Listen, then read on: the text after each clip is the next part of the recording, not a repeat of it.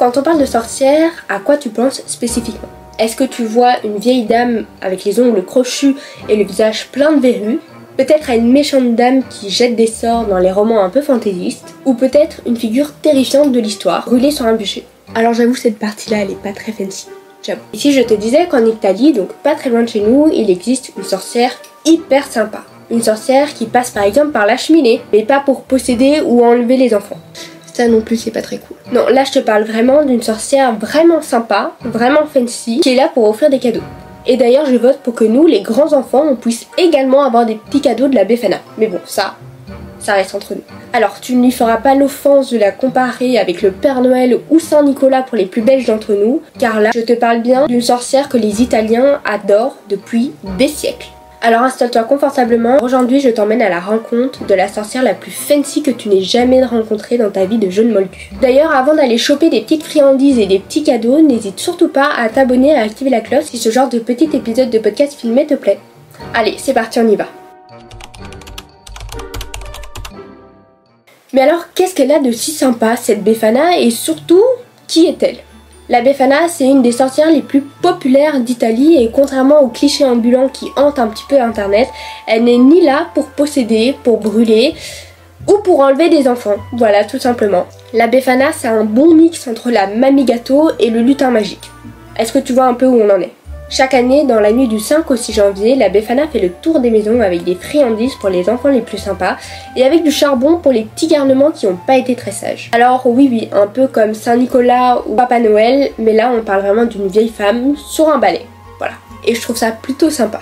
D'ailleurs, l'histoire reliée au folklore de la Befana est complètement différente que celle reliée au Père Noël ou autres personnages illustres qui auraient les mêmes caractéristiques. Mais ça, on en parle un petit peu plus loin dans la vidéo. Accroche-toi bien, car ce qui est encore plus intéressant, c'est que dans certaines régions d'Italie, la Befana, elle est plus attendue que notre bon vieux Père Noël.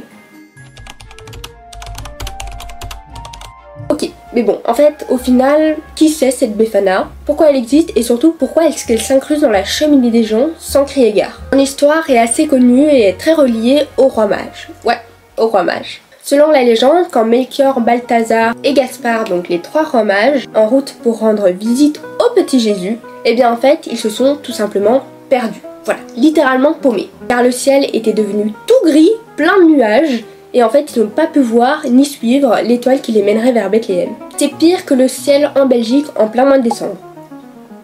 Voilà. Comme je le disais, ils sont complètement paumés et ils se retrouvent dans un petit village en plein milieu de l'Italie. Il y a 3 pelés et 2 tondus, si vous voyez ce que je veux dire. Pour retrouver le chemin, ils vont d'abord parler aux fermiers, pour demander s'ils sauraient les guider.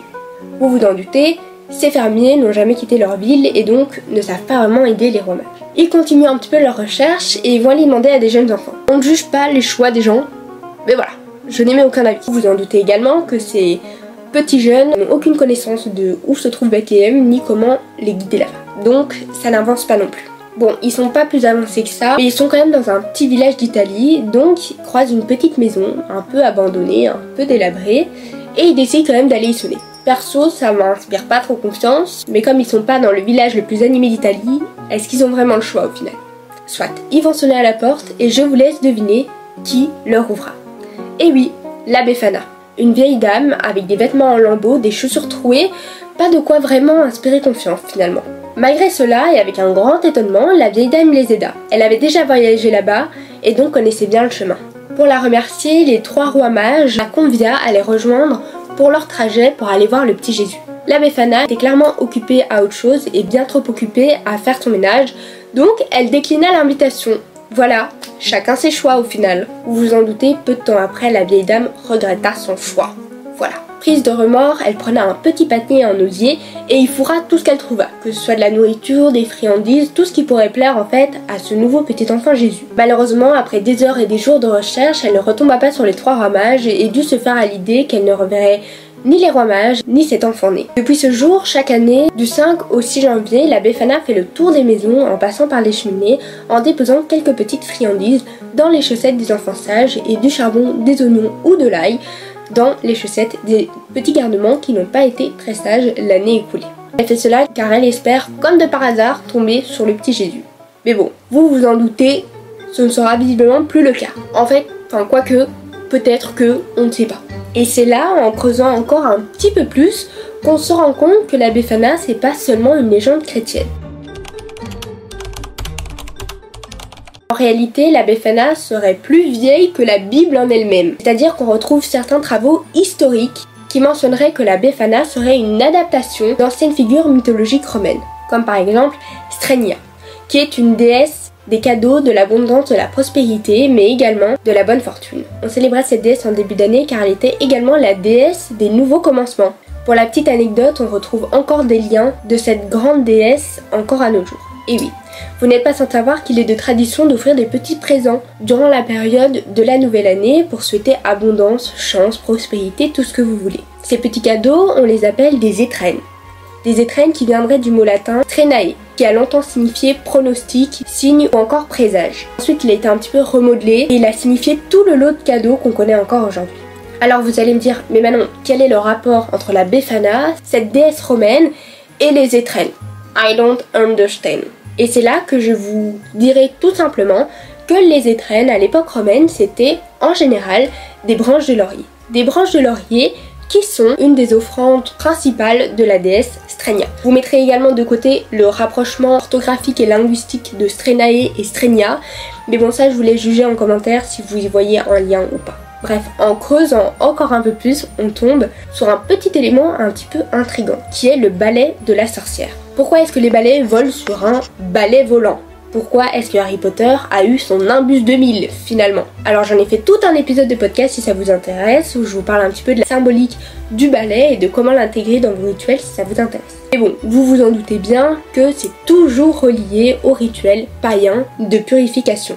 À certaines époques, les gens balayaient symboliquement leur maison pour enlever et chasser les mauvais esprits qui traîneraient dans les coins. C'est d'ailleurs pour ça qu'on fait toujours le grand ménage de printemps, histoire de dégager un petit peu les énergies stagnantes et les énergies qui vous empêcheraient de shiner comme des reines. Voilà. Bref. Et bah la Befana, en fait, elle fait exactement la même chose. Elle arrive juste après la nouvelle année, au moment d'un nouveau commencement, pour purifier et dégager les énergies qui vous empêchent d'avancer et de mieux commencer ce nouveau cycle. En gros, la Befana, c'est un vieux mélange entre une déesse romaine, un folklore italien et une légende chrétienne. Voilà, un bon micmac finalement. Et tout ça qui a traversé les âges. Parce que ça, c'est quand même le plus important. Accroche-toi encore un peu, car on va encore fouiller un petit peu plus loin, car il y a un petit détail qui rend tout ça encore plus magique et fantastique. Tu ne seras certainement pas passé à côté de l'info que l'image de la sorcière a toujours été traquée, brûlée, diabolisée au travers des âges. Mais finalement pas en Italie, ou en tout cas pas pour la Befana, que l'on fête chaque année et qui est devenue une figure ultra positive, annonciatrice de festivités et de renouveau. C'est quand même fou, non? En Italie, le 6 janvier, le jour de l'épiphanie, il y a des marchés, des fêtes, des spectacles et même des Befanas géantes qui jettent des friandises dans la foule. Il y a même de grandes villes comme Rome ou Florence qui organisent des événements spéciaux et spécifiques pour fêter la sorcière préférée des Italiens. Alors qu'en France, en Allemagne, en Belgique et un petit peu dans nos contrées, l'image de la sorcière ou simplement d'une vieille femme au balai marginalisé, eh bien ça fait pas bon ménage finalement. Car elle était directement considérée comme la cible à abattre, comme une menace, car incontrôlable, par la société patriarcale. Bref. Et ça, c'est le petit détail historique qui fait toute la beauté du folklore de la Befana. Bref, en conclusion, la Befana, c'est une des rares figures de sorcière qui a survécu à l'histoire sans être transformée en monstre ou en sorcière au nez crochu et aux ongles visqueux. Voilà, tu vois un petit peu ce que je veux dire. Tout ce qui est un petit peu crispant finalement. Alors, est-ce que c'est grâce au fait que l'église a repris ce folklore et l'histoire de la Strenia, donc de la déesse romaine? Je vous laisse juger de ça dans le calme et le respect en commentaire. Donc elle est passée d'une divinité romaine à une légende chrétienne à une représentation folklorique italienne. Tout le monde n'a pas le même background finalement. Elle prouve bien que les sorcières n'ont pas toujours été la cible à abattre et l'ennemi dans l'imaginaire collectif. Puis surtout, elle montre que l'histoire transforme les mythes et les croyances en fonction des époques. Et c'est d'ailleurs un bon rappel pour nous de toujours aller fouiller un petit peu plus loin dans tout ce qui nous entoure, que ce soit des légendes ou des folklores, car il y a souvent un beau petit trésor qui s'y cache. Et vous, qu'est-ce que vous avez pensé de l'histoire de la Befana? Est-ce que vous préférez la version Mamie Gâteau un petit peu magique, ou la version de la grande déesse de l'abondance et du renouveau? Dites-le moi en commentaire. Si vous voulez plus de légendes, de mythologie ou de folklore dans ce type-ci, n'hésitez surtout pas à vous abonner et à activer la cloche. Sur ce, je vous dis à bientôt. Ciao!